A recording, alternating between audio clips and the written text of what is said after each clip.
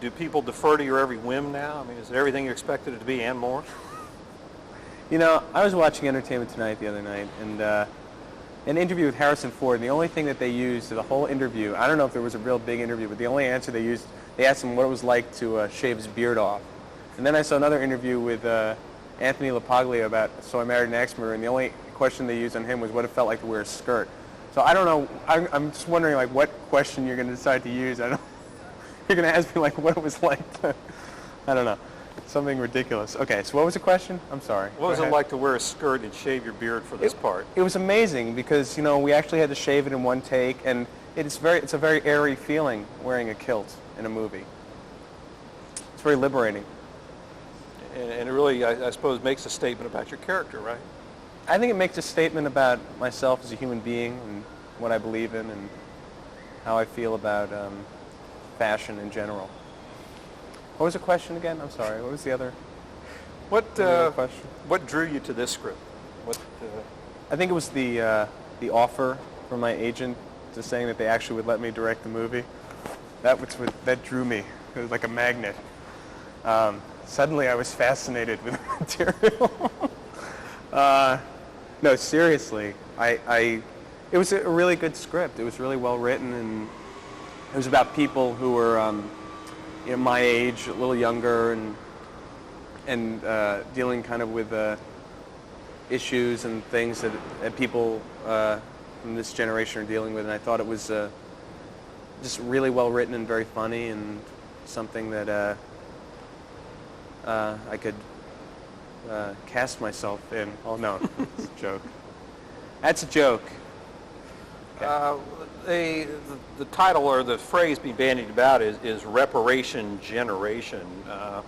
What does that mean to you, and is that an accurate kind of way to talk about the characters in this movie? I don't know. It's, you know, to me, these are just like, I get very nervous when people like start to talk about generational, a movie for a generation and things like that, because this movie is just kind of dealing with people from a certain age group who are dealing with problems and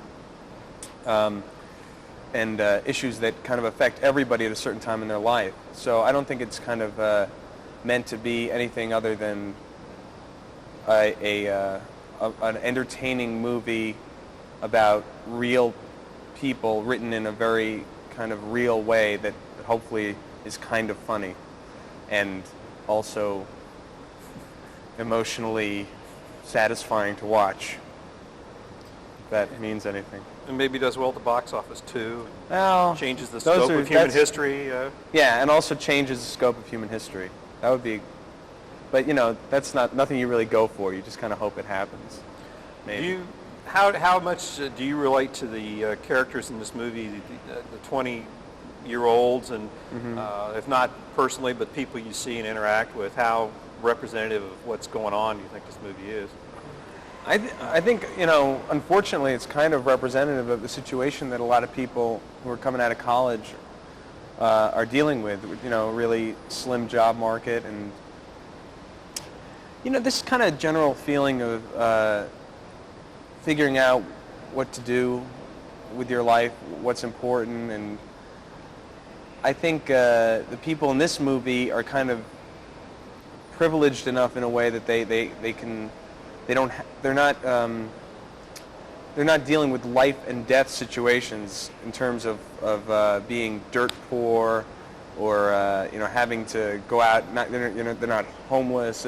But they're very important issues because they're like people who, they're like 40 million people from this generation who are trying to just figure out how to live as well as their parents have, and how to make a life for themselves that they kind of never maybe questioned wouldn't be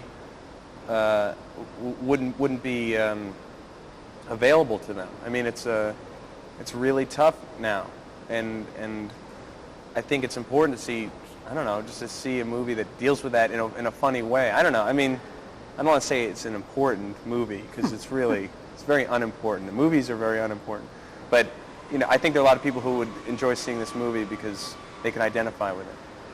Well, Ethan Hawke mentioned that so many of his movies have been You know, he's been put Who? in his life. Yeah, some guy claims to be an actor in your movie. Ethan Hawke.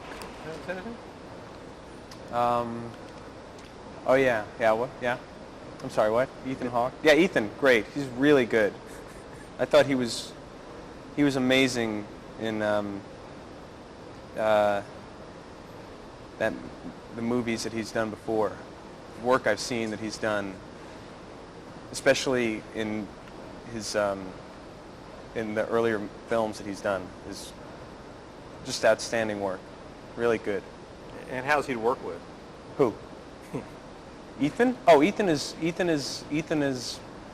he's, you know, of all the young actors who I've worked with, well, this is my first movie, but of most of the people who I've ever worked with, I'd say he's really definitely close to being one of those people who you work with and then it's like, wow, I worked with Ethan Hawke, you know? He's great. He's a great person. No, he's actually, seriously, not for the seriousness. No, I think he's amazing, seriously. He's really like an incredibly talented actor who really cares about what he does and he comes in with ideas and I think he could like be a director someday if he wanted to because he's given me like so many ideas on a film. More ideas than I could ever want. He comes in with such a strong idea of what he wants to do. He's great. No, he's really good, and he's kind of got that thing where he's like a really good-looking, sensitive guy who you don't want to punch in the face. You know, he's got which is very important as an actor, movie star, that you don't want to punch them in the face. That really helps.